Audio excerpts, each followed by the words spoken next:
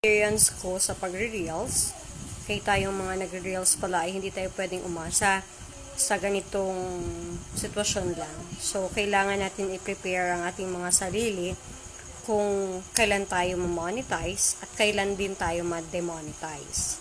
Okay, so may mga rules kasi tayong mga sinusunod na kailangan nating sundin at minsan ay akala natin ay nasunod na natin at hindi pala natin nasunod yung ang mga rules na yon na pwede tayong ma-violate at matanggalan ng monetization.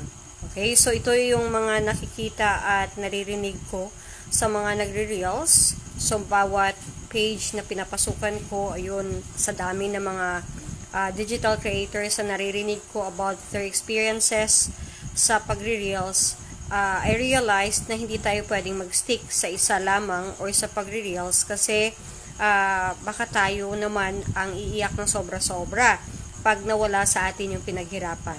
Okay, nararamdaman ko kasi yung hirap sa pagkuha ng followers. Ang pagre-reels, kailangan meron kang time talaga na kailangan mong gagawin, mag-isip ka for your content.